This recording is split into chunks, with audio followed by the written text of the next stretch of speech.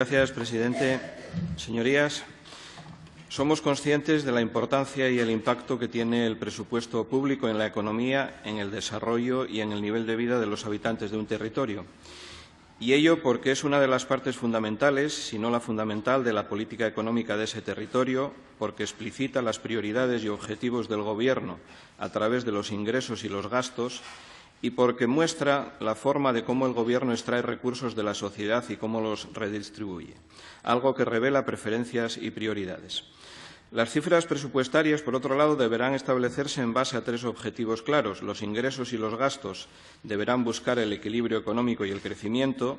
Se buscará también, por supuesto, el uso eficiente de los recursos y esas cifras deben corresponderse con los planes y prioridades de un Gobierno surgido de un proceso democrático al que se acudió con un programa electoral. Un programa electoral que convierte el presupuesto en algo más que un documento contable, en algo que va más allá de los números. El presupuesto no es un mero ejercicio técnico de contabilidad imparcial, pues tiene siempre una gran carga ideológica, además de una enorme trascendencia social y mediática. Otro aspecto a tener muy en cuenta es que el presupuesto no depende solo del Gobierno, sino del equilibrio de fuerzas que predomine y de la capacidad que tengan esas fuerzas para acordar y para traducir sus intereses en decisiones que afecten a la asignación de los recursos públicos. Como decía el famoso economista argentino Humberto Petrei, el presupuesto es un punto de reunión de fuerzas de la sociedad.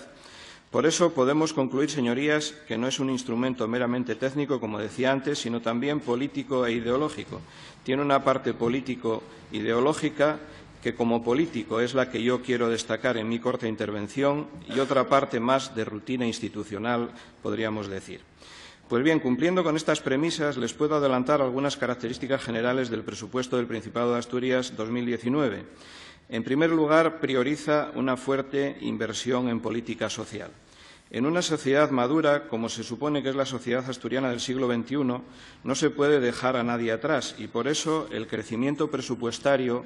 va orientado a atender a más personas dependientes, a cuidar mejor a nuestros mayores, a dedicar más recursos a la pobreza infantil, a la vivienda social o a la pobreza energética, a la búsqueda de una sociedad más justa que ampare a las mujeres víctimas de la violencia de género, a fomentar las políticas de igualdad o a incrementar medios para una sanidad mejor y para una educación de calidad que llegue a todos. Es un presupuesto que busca defender y mantener el modelo de sociedad que tenemos en Asturias y nuestro estado de bienestar, fruto del trabajo de muchos gobiernos socialistas, algo para lo que, en una época de restricciones económicas como la actual, se precisa de una gran sensibilidad política. Por eso puedo afirmar que es un presupuesto con sensibilidad. Y esa sensibilidad la podemos, por ejemplo, ver, sin ir más lejos, en las grandes cifras. De los 4.524 millones de euros, cifra total del presupuesto, 3.081 millones, el 68,1%, van destinados a gasto social, destacando 1.761 millones de euros, el 39% del presupuesto, para consolidar y reforzar el sistema sanitario público, 837 millones, más del 18%, para fortalecer la educación como un servicio público de calidad o 439,4 millones, el 10% del presupuesto, para salario social, viviendas de protección o plazas residenciales y en centros de día. Nunca puede ser malo, señorías, al menos desde una perspectiva de izquierdas, un presupuesto en el que de cada 25 euros, algo más de 17 euros se dedican a gasto social. En segundo lugar, destacaría otra característica importante, y es que el diálogo con las restantes fuerzas de izquierda ha permitido consensuar gran parte de las actuaciones incluidas, convirtiéndolo en un presupuesto más representativo y más plural. En esta legislatura, que podríamos calificar como insólita, y al final de la misma, todo hay que decirlo, por fin alguna fuerza de la izquierda asturiana se ha dado cuenta de cuál es su responsabilidad para los asturianos y asturianas y ha decidido colaborar en los presupuestos y, lógicamente, apoyarlos. Presupuestos que suponen, por otra parte, el reflejo de una clara afirmación ideológica y un ejercicio de pragmatismo con una clara visión de izquierdas. Por lo que se refiere a las cifras relacionadas con la Consejería de Presidencia y Participación Ciudadana, que aumentan un 9,3% respecto a 2017, no voy a ahondar más en lo dicho por el consejero, solo recalcar algún dato muy significativo por lo novedoso o por el aumento respecto a los ejercicios anteriores. En este sentido, tenemos los 369.975 euros para la puesta en marcha del Consejo de Transparencia y Buen Gobierno, los 7.019.493 euros para la justicia del menor, la cantidad más elevada desde 2015, el 1.800.000 euros para las medidas recogidas en el Pacto Social del Principado y el Plan de Igualdad, el 1.572.760 euros para políticas de migración, donde tienen cabida nuevas realidades como el retorno y la nueva emigración, desde la reciente aprobación de la Ley de los asturianos en el exterior y del reconocimiento de asturianía, los 4.054.540 para cooperación al desarrollo, que suponen un incremento del 8%, respondiendo así a lo fijado en el quinto Plan de cooperación, o los 27.093.584 euros para el SEPA, que suponen unos 600.000 euros más de lo destinado en 2017. Digno de reseña es el incremento para justicia de un 11% respecto a 2017, donde se consignan el segundo tramo de subida salarial que se acordó en el año pasado, las mejoras en personal destinado a violencia de género,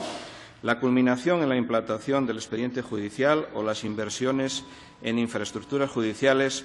como los 808.000 euros que se llevará este año la nueva sede judicial de Valdés, buscando de esta manera una justicia con más medios, una justicia para las personas y una justicia de futuro, una justicia que refuerza el apoyo a los colectivos más vulnerables y apuesta de manera decidida por los profesionales.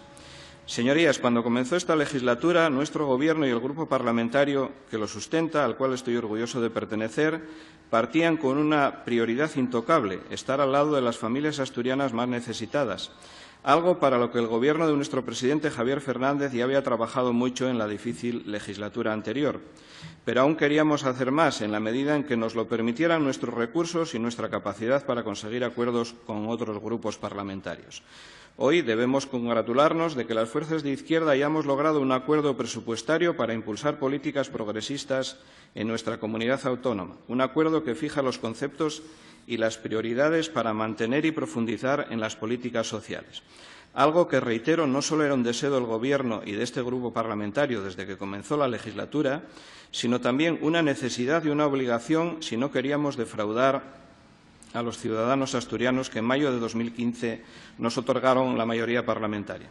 Por fin, algún partido político ha alcanzado la lucidez suficiente para darse cuenta que es mejor buscar soluciones que torpedear al Gobierno, y ello sin renunciar a su espacio y a su independencia.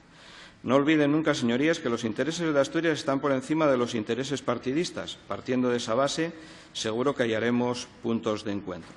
A la derecha parlamentaria asturiana, decirles que este no es un acuerdo contra nadie, ni siquiera contra ellos. Es un acuerdo a favor de la ciudadanía asturiana, un acuerdo que ofrece un relato político alternativo frente a la austeridad y que hará la vida de los asturianos y asturianas un poco más fácil en 2019. Finalizo agradeciendo al consejero y a todo su equipo su presencia hoy en la Comisión de Hacienda y agradecerles también sus respuestas y aclaraciones. Muchas gracias.